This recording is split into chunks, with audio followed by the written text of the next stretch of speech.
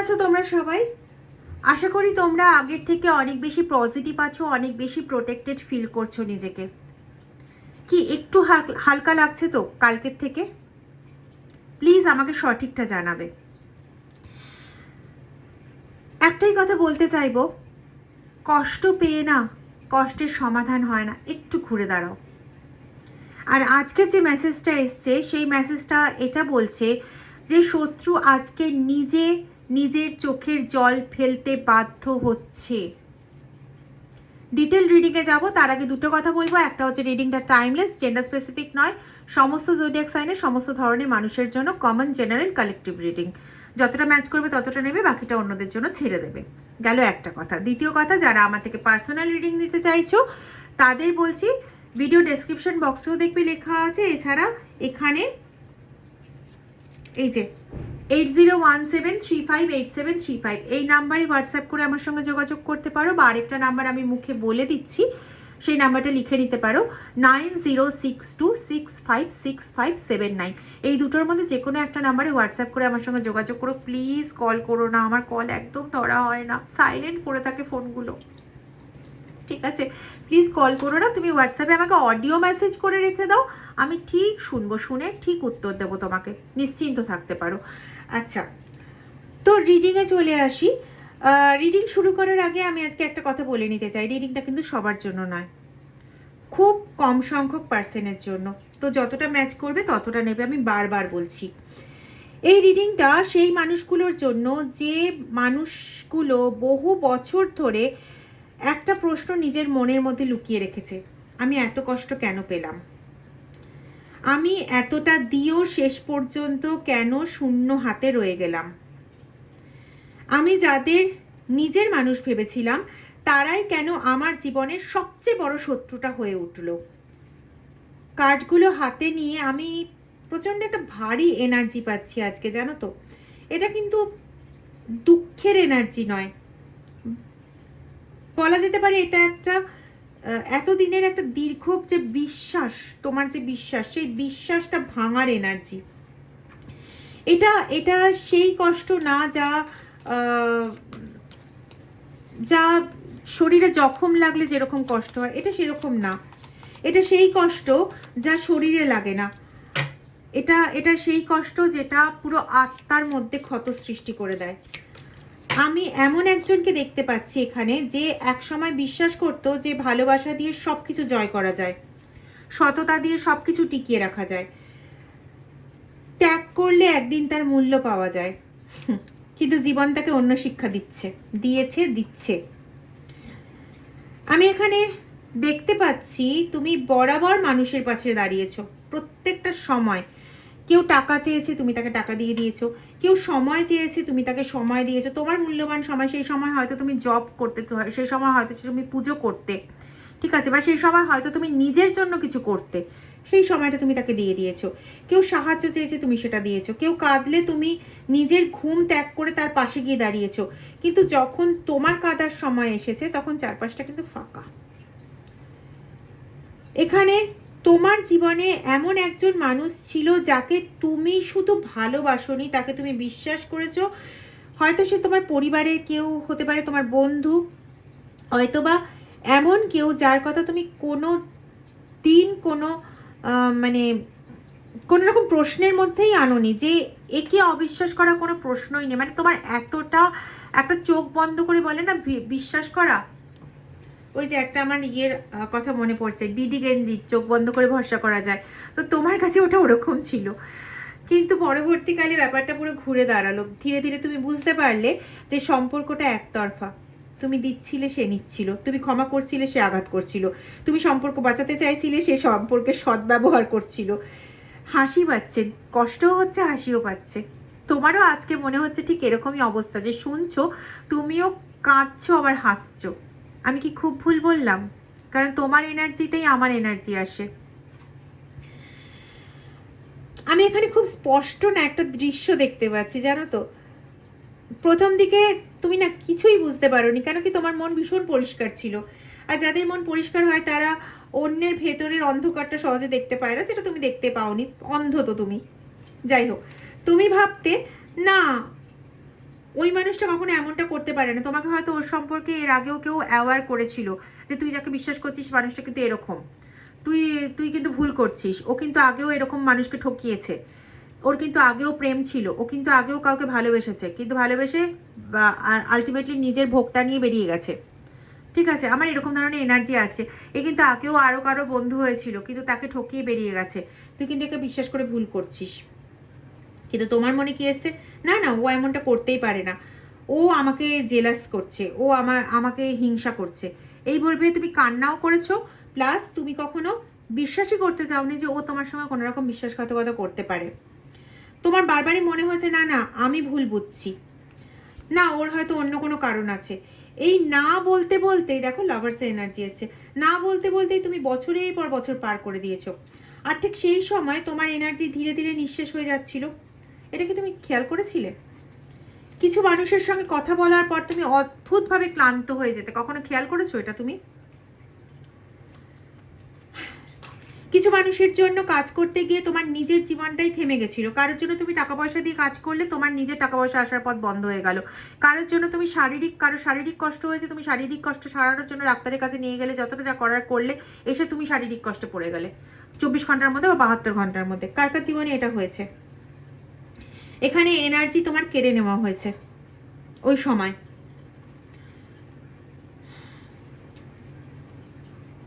কিছু মানুষ তোমার কাছ থেকে না শুধু নিয়েই গেছে, কখনো কিছু ফেরত দেয়নি। কার্ড বলছে এখানে কিন্তু শুধুমাত্র অর্থের ব্যাপার ছিল না, এনার্জি ব্যাপার ছিল, আত্মার ব্যাপার ছিল, স্পিরিটের ব্যাপার ছিল এখানে। কারণ পৃথিবীতে কিছু মানুষ আছে যারা তোমার আলো দেখে তোমার কাছে এসেছে, তোমাকে ভালোবেসে তোমার কাছে আসেনি। তোমার এটা আছে, তোমার এত এনার্জি আছে, তোমার এত স্পিরিচুয়াল অ্যাক্টিভিটি আছে, তোমার কাছে এত পয়সা আছে, তোমার কাছে এত সম্পত্তি আছে, বা তোমার কাছে এত ভালোবাসা আছে, তোমার কাছে এত মানবিকতা আছে, যেটাকে ইউটিলাইজ করা যাবে। এবং তুমি একটা নরম মনের মানুষ, এইটা বুঝে তোমাকে ইউজ করার জন্য এসেছিল, তোমাকে ভালোবেসে মানে ভালোবাসার জন্য সে আসেনি। তোমার আলোকে সে ব্যবহার করেছে। আর যখন তুমি আলো দিতে দিতে ক্লান্ত হয়ে গেছো, তখন তারা তোমাকে অন্ধকারে ফেলে রেখে চলে গেছে। আমি আজ সেই ব্যথাটা না অনুভব করতে পারছি। আমি অনুভব করতে পারছি সেই রাতগুলোর কথা যখন তুমি একা বসে কেঁদেছিলে। আমি অনুভব করছি সেই মুহূর্তগুলো যখন তুমি নিজেকে প্রশ্ন করেছিলে আমার ভুলটা কোথায়। কার্ড বলছে তোমার ভুল ছিল না,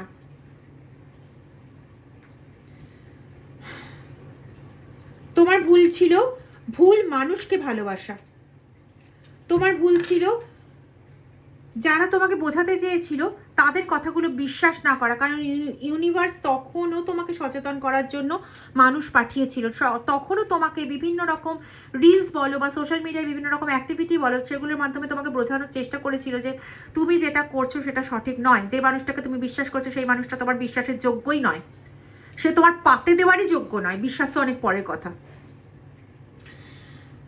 যাকে তুমি বিশ্বাস করছো সে তোমার অবিশ্বাসে, মানে তাকে অবিশ্বাস করার মতন হাজারটা কারণ আছে, কিন্তু তাকে বিশ্বাস করার মতন একটা কারণও ছিল না। কিন্তু তুমি নিজে নিজের কারণ জেনারেট করেছিলে, কারণ সে তোমাকে মায়া মমতায় বেঁধে রাখতে জানতো। তার কাছে ওই একটাই অস্ত্র ছিল। সে তোমার সরলতার প্রচণ্ড হারে সুযোগ নিয়েছে, শুধু তোমার নয় তোমার পরিবারেরও সুযোগ নিয়েছে। আর এখানে আমি পাচ্ছি যে এই পার্সন শুধুমাত্র তোমাকে একা ব্যবহার করেনি, এই পার্সন কিছু কিছু ক্ষেত্রে তার পরিবার সহই তোমাকে ব্যবহার করেছে। একদম তোমাকে পুরো মানে কি বলবো নিংড়ে নিয়ে রসটা খেয়ে বেরিয়ে চলে গেছে। এর নিজের পরিবার সহ এর আগেও অন্য মানুষের ক্ষতি করেছে। বিবাহজনিত যাদের যাদের সম্পর্ক আছে এরা এর আগেও এরকম বিবাহজনিত সম্পর্কে অন্যের সঙ্গে জড়িয়ে সেই মানুষটার সম্পত্তি হোক, সেই মানুষটার টাকা পয়সা হোক, সেই মানুষটার এনার্জি হোক, একদম শুষে শুষে খেয়েছে। এরা হলো শোষক, এদের নিজেদের কোনো মুরত নেই, এরা হচ্ছে শুধু শোষক, শুধু শোষণ করে যায়। তোমার কাছ থেকেও ঠিক সেটাই করছে।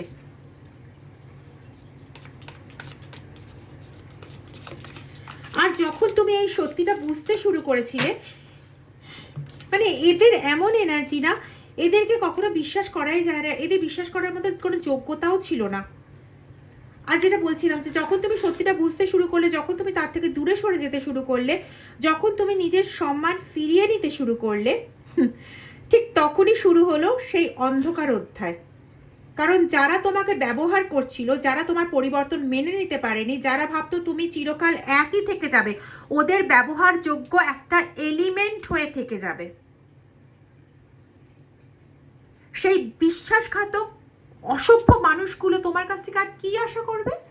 ওরা যেরকমভাবে ভেবেছিল তোমাকে ব্যবহার করে যাবে, যখন দেখেছে তোমার সেটুকু পরিবর্তন হচ্ছে, ওরা সেটা মেনে নিতে পারবে না? পেরেছে? পারেনি মেনে নিতে। তুমি চিরকালই দিয়ে যাবে, তুমি চিরকাল সহ্য করে যাবে, তুমি চিরকাল চুপ করে থাকবে। আর যেদিন তুমি ঠিক না বলতে শিখলে, সেদিন তাদের মুখোশ খুলতে শুরু করলো। এখানে কার্ড আমাকে বলছে সেই মুহূর্ত থেকেই না কর্মফলের চাকা ঘুরতে শুরু করেছিল ধীরে ধীরে, নিঃশব্দে, অদৃশ্যভাবে। কর্মফল কোনো দিন চিৎকার করে আসে না, কর্মফল দরজায় কড়া নাড়ে না, কর্মফল শুধু অপেক্ষা করে সঠিক সময়ের জন্য, সঠিক মুহূর্তের জন্য।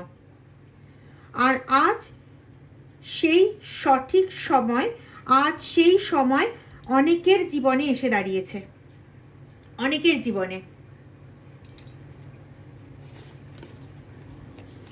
আমি এখানে আরেকটা জিনিসও দেখতে পাচ্ছি যে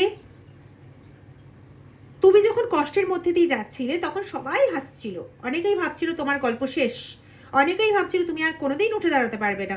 কিন্তু তারা একটা জিনিস কোনোদিন বুঝতে পারেনি যে যে মানুষটা বারবার ভেঙে পড়েও বারবার উঠে দাঁড়ায়, তাকে হারানো এত সহজ নয়। কার্ড বলছে যে তোমার জীবনে এমন একটা সময় এসেছিল যখন তুমি সম্পূর্ণ একা হয়ে গেছিলে, চারপাশে একটা মানুষ ছিল না, পাশে কেউ ছিল না। তুমি কথা বলতে চেয়েছিলে কিন্তু কেউ তোমার কথা শুনতে চায়নি। নিজের যন্ত্রণাটা বোঝাতে চেয়েছিলে, সবাই তোমাকে দোষী বানিয়েছিল।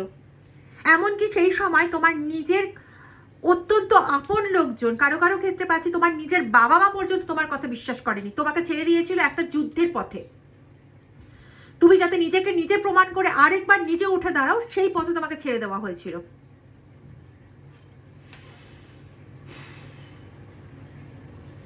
আর যখন তুমি ধীরে ধীরে নীরব হয়ে গেলে, তুমি আর কাউকে কিছু বোঝানোর চেষ্টা করনি, কারণ তুমি বুঝে গেছিলে যে মানুষ বুঝতে চায় না, তাকে হাজারবার কেন, লক্ষবার কেন, কোটিবার বোঝালেও সে বুঝবে না। আজ আর এই যে কার্ডগুলো, এই কার্ডগুলো বলছে যে সেই নীরবতাই তোমার শক্তি হয়ে দাঁড়িয়েছে। কারণ তুমি যখন নিজের ক্ষত নিয়ে ব্যস্ত ছিলে, তখন ইউনিভার্স তোমার জন্য অন্য একটা কাজ রেখেছিল। ইউনিভার্স না হিসেব রাখছিল, কে তোমার চোখের জল দেখেও মুখ ফিরিয়ে নিচ্ছে, কে তোমার ভরসা ভেঙেছে, কে তোমার দুর্বলতার সুযোগ নিচ্ছে, কে তোমার আলো নিভিয়ে দিয়েছে জীবনের, সব হিসেব রাখা হচ্ছিল একদম টু দি পয়েন্ট। আরে আমরা হিসেব রাখতে গেলেও না ভুল করি, কিছু কিছু জিনিস ইগনোর করে দিই, ইউনিভার্স করে না, ইউনিভার্স করে না। 24 ঘন্টা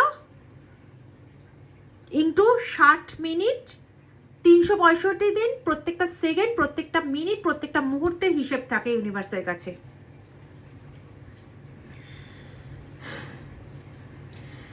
আর আজ এটা সম্পূর্ণরূপে আসছে যে এই হিসেব ধীরে ধীরে মেটানো শুরু হয়ে গেছে ম্যাক্সিমামের ক্ষেত্রে।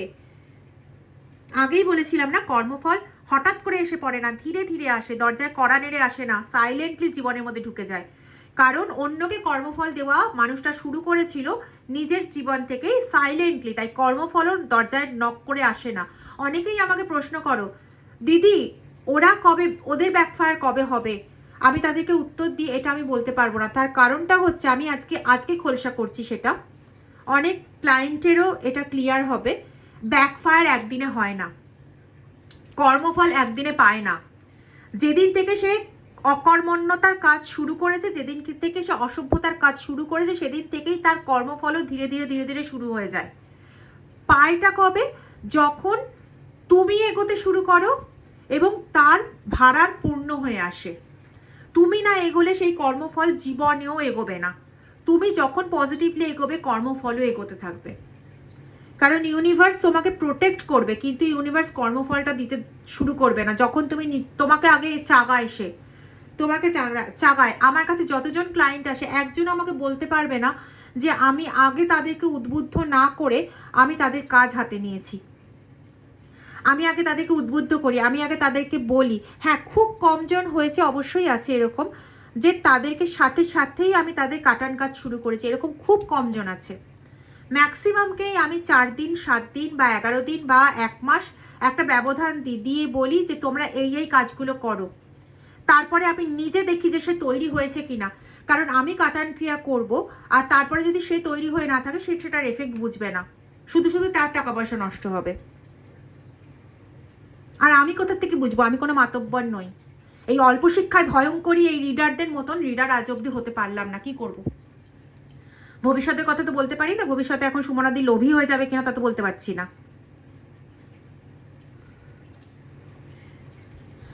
যাই হোক,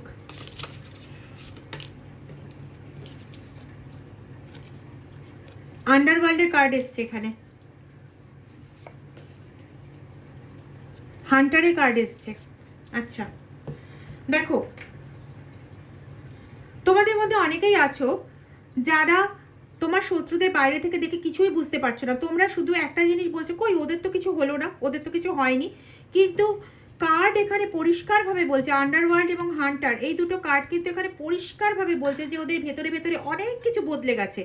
যে মানুষটা একটা সময় প্রচণ্ড আত্মবিশ্বাসী ছিল, সে আজকে না প্রচণ্ড অস্থির, প্রচণ্ড অদ্ভুত। যে মানুষটা একসময় অন্যকে কাঁদিয়ে আনন্দ পেত, সে আজ নিজের ঘুম টোটালি হারিয়ে ফেলেছে। যে মানুষটা ভাবতো সে যা খুশি করবে, আজ সে নিজের জীবনের ওপরেই নিয়ন্ত্রণ হারাতে শুরু করেছে। কারণ কর্মফল না প্রথমে বাইরের জিনিস নেয় না, ভেতরের শান্তি কারে, এটা সবার আগে বুঝতে হবে। বাইরের জিনিস অনেক পরে নেয়, কর্মফল ভেতরের শান্তি কারে। ঠিক আছে, আগে প্রথমে চক্রবুহে ফেলে নেয়, তারপরে বোঝায় তুই এই কাজটা করেছিলিস তার ফলে তুই এটা পাচ্ছিস, তুই এই কাজটা করেছিলিস তার ফলে তুই এটা পাচ্ছিস, এরকম করে বোঝানো হয়। কিন্তু ভেতর থেকে আগে তাকে নিঃস্ব করে দেওয়া হয়।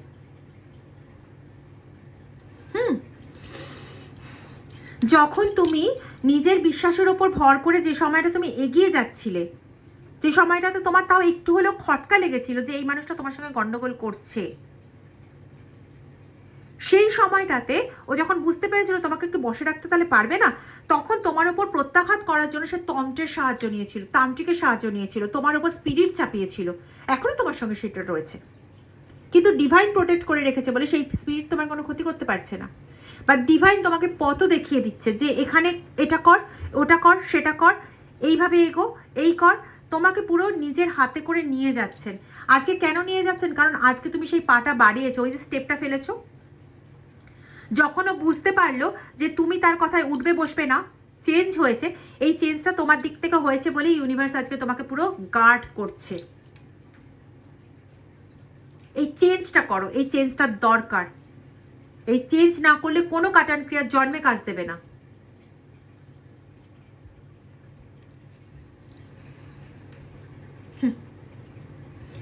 আবারও বলছি, কর্মফল বাইরের থেকে বোঝা যায় না।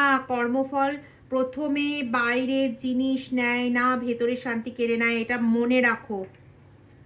আর একজন মানুষ যখন নিজের ভেতরের শান্তিটা হারিয়ে ফেলে না, তখন তার সবচেয়ে বড় শাস্তি শুরু হয়ে যায়। আমি এখানে না ভীষণভাবে একটা অপরাধ বোধের এনার্জি পাচ্ছি, সবার ক্ষেত্রে নয়, কিছু মানুষের ক্ষেত্রে।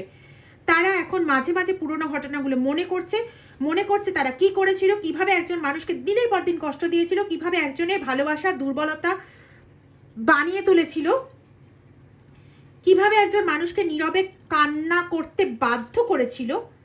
আর আজ সেই স্মৃতিগুলো তাকে শান্তিতে থাকতে দিচ্ছে না। তবে এটা এখন সবে শুরু, জানো তো, এটা সবে শুরু, হিসেব মোটেও মেটেনি। চক্রব্যূহ রচনা পূর্ণ হয়নি, কিন্তু দরজা খুলে গেছে, কর্মফল প্রবেশ করেছে। আর একবার যখন সে প্রবেশ করে না, তখন কর্মফলের রাস্তা কিন্তু আটকানো যায় না। তুমি শুধু দেখো, তুমি শুধু নিজের জীবনটা গুছিয়ে নাও, তোমার যুদ্ধ প্রতিশোধের নয় কিন্তু। হ্যাঁ, ও কি করছে, ও কেন ভালো আছে, ও কিসের জন্য ভালো আছে, ও আমার এত ক্ষতি করলো এখনো কেন ভালো আছে, ওর কবে ব্যাকফায়ার হবে, এটা তোমার যুদ্ধ নয়। নিজেকে এগিয়ে নিয়ে যেতে হবে, এটা তোমার যুদ্ধ। নিজের লক্ষ্যটাকে আবার করে স্থির করো, ওঠো, জাগো। বড় বড় কথা বলছি না, কিন্তু এই বড় বড় কথাগুলোই সত্যি দরকার। আমার জীবনে আমি দেখেছি খাটতে, তাই বলছি। খুব স্পষ্টভাবে দেখতে পাচ্ছি তুমি ধীরে ধীরে সেই আলোটা আবার ফিরে পাচ্ছ, যে স্পিরিচুয়াল এনার্জি তোমার ছিল সেটা তুমি ফিরে পাবে। শুধু ইউনিভার্সের দেখানো পথে সেইভাবে চলো। যারা আমার থেকে, আবারও বলছি, যারা আমার থেকে পার্সোনাল রিডিং নিতে চাইছো এই নাম্বারে, বা আরেকটা নাম্বার বলে দিলাম 9062656579, এই দুটো নাম্বারের মধ্যে যে কোনো একটা নাম্বারে হোয়াটসঅ্যাপ করে আমার সঙ্গে যোগাযোগ করতে পারো। আমি জানি তোমাদের মধ্যে কয়েকজন আছো যারা চাইছো যোগাযোগ করতে, কিন্তু কোনোভাবে করে উঠতে পারছো না। কোথাও ভয় কাজ করছে, কোথাও বা অন্য কিছু কাজ করছে। ভয়ও ভাঙো, ওই জায়গাটা ভেঙে শুধু ইউনিভার্সের দেখানো পথে এগিয়ে আসো। আমি শুধু এইটুকুনি বলবো, মহাদেব এখানে যাকে আনতে চাইবেন সেই আসবে। তো মহাদেবই তোমাকে রাস্তাটা দেখিয়েছেন, তাই তোমার মাথায় এটা এসছে। সে তুমি মহাদেবের ভক্ত হও বা আল্লাহর ভক্ত হও, এতটা পর্যন্ত পরিষ্কার বলে দিলাম। এর থেকে বেশি তো আমি বলতে পারি না। যাই হোক, যদি ভিডিওটা ভালো লেগে থাকে তাহলে প্লিজ ভিডিওটা একটু লাইক করে দিও। লাইক করে হাইপ বাটন প্রেস করতে ভুলো না, করজোরে মিনতি করছি। আর ভিডিওটা একটু শেয়ার করে দিও লোকের মাঝে। আর যারা চ্যানেলটা এখনও সাবস্ক্রাইব করোনি তারা প্লিজ চ্যানেলটা সাবস্ক্রাইব করে বেল আইকন প্রেস করে দিও। Thank you so much.